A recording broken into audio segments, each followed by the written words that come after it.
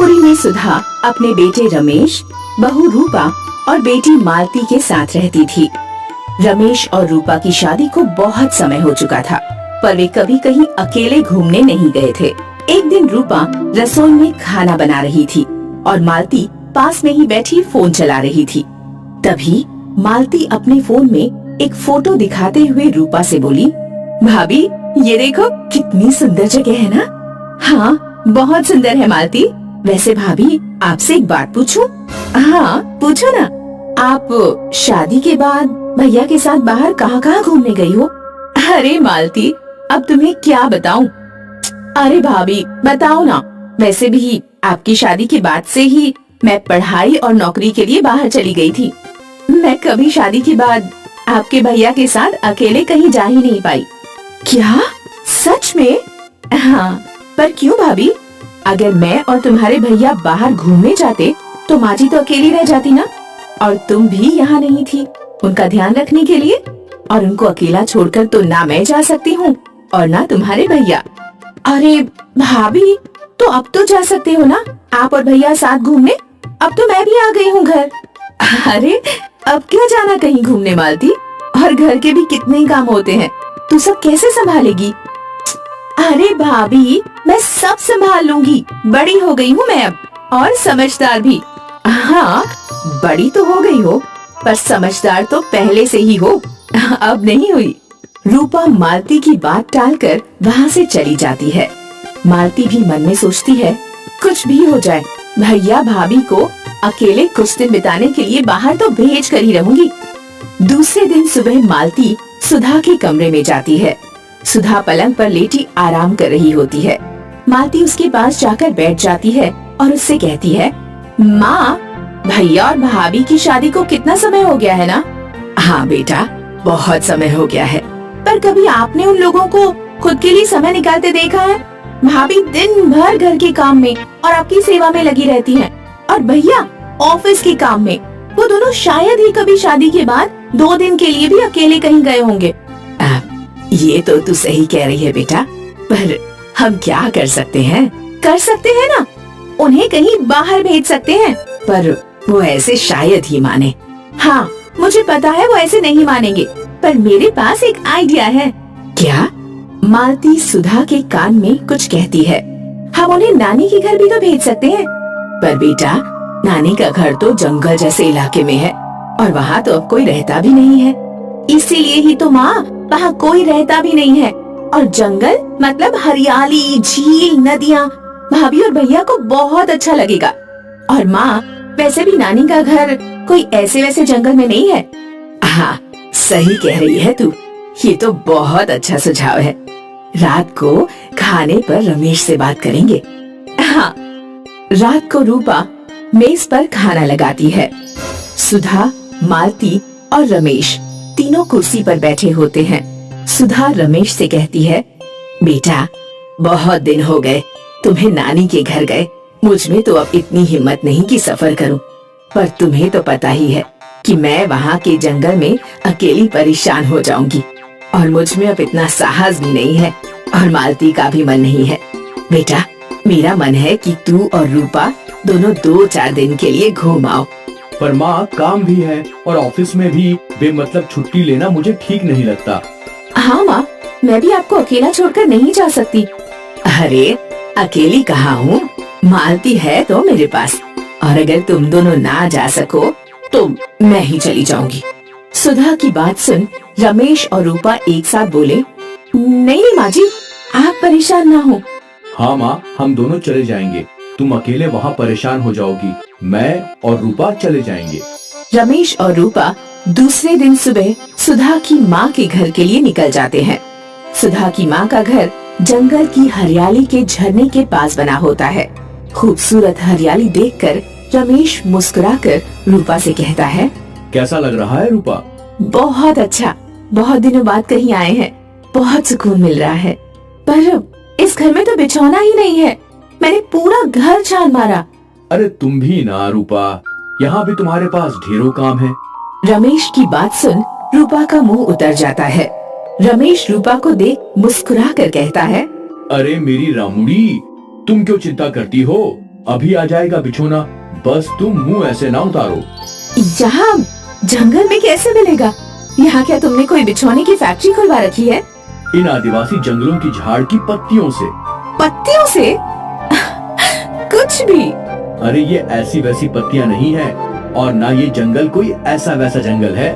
मतलब? ये आदिवासी जंगल है। यहाँ की झाड़ियों की पत्तियां अद्भुत हैं। रुको, 10 मिनट रुको। रमेश झट से आदिवासी जंगल के झाड़ पर चढ़कर पत्तियां तोड़कर बिछौना बनाता है और रूपा को दिखाता है। रूपा बिछौना देखकर खुश हो जाती है।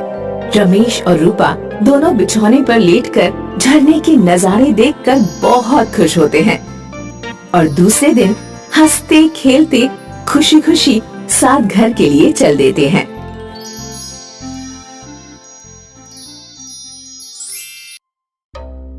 गुजरात के एक बड़े शहर में निर्मल अपने पति रमेश और बेटी पिंकी के साथ रहती है।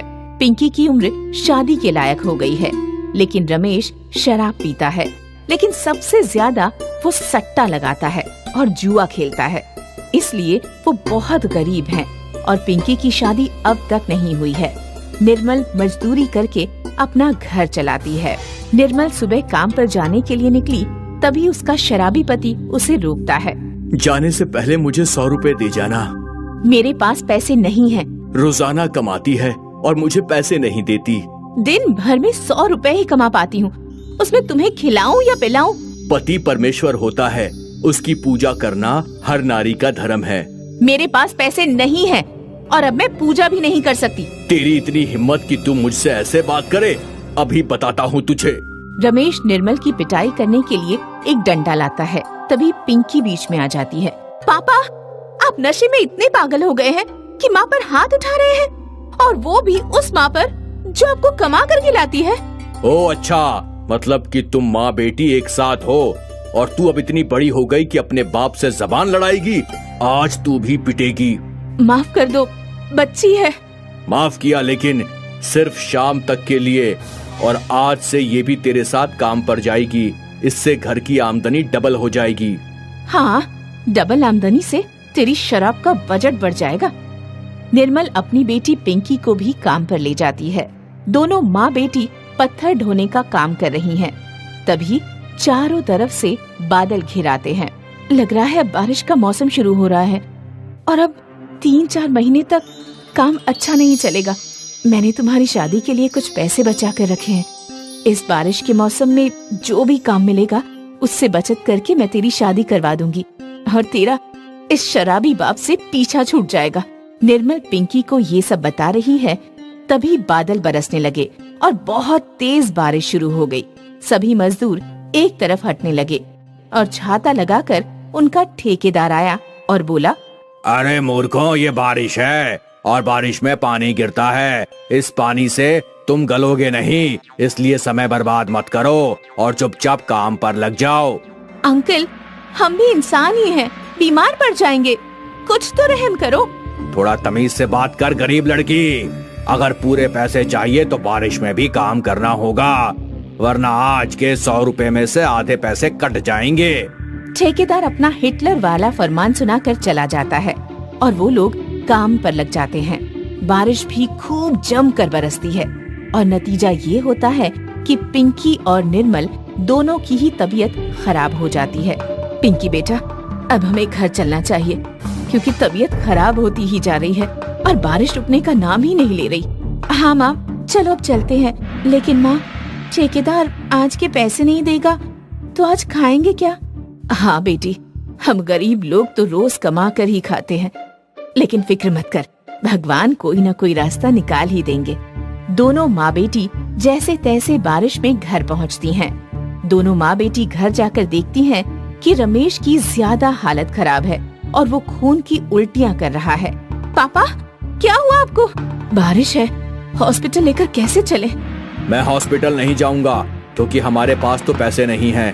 पापा, माँ ने कुछ पैसे मेरी शादी के लिए बचा कर रखे हैं, हम उनसे आपका इलाज कराएंगे। पापा, आप ज्यादा मत सोचो। हाँ, अब जल्दी से चलो। माँ, लेकिन इस समय तो बाहर कोई रिक्शा भी नहीं है, हम दोनों इन्हें अपने हाथों पर उठा कर ले चलेंगे। निर्मल और पिंकी रमेश को अपने हाथों पर उठाकर बारिश में हॉस्पिटल ले जाती हैं। कुछ घंटों तक रमेश का इलाज चलता है और फिर डॉक्टर पिंकी के पास आता है और उसे रमेश की हालत के बारे में बताता है। तुमने जो पैसे जमा किए हैं काउंटर पर, वो तुम्हारे पिता की हालत से बहुत कम हैं और साथ में वो पानी में भीगे भी हुए हैं। डॉक्टर साहब, हमारे जीवन भर की कमाई ये पैसे ही हैं और आज ये भी बारिश में भीग गए।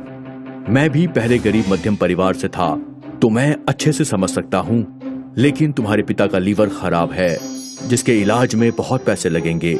ये क्या कह रहे हैं आप? हाँ बेटा, मैं सच कह रहा हूँ, लेकिन नया लीवर लगवाने के लिए 50 लाख रुपयों की आवश्यकता पड़ेगी। हमने तो कभी 50,000 नहीं देखे। अगर अपने पिता को बचाना चाहती हो तो तुमको कोई ऐसा आदमी खोजना होगा जो अपना लीवर दे सके। मैं दूंगी अपना लिवर। भावुक होकर कोई फैसला नहीं लेना चाहिए। ये मेरा अंतिम फैसला है। इसमें तुम्हारी जान भी चली जाएगी। आप ज्यादा मत सोचिए और माँ को मत बताइएगा। अब जल्दी से जल्दी पापा का लिवर बदल दीजिए।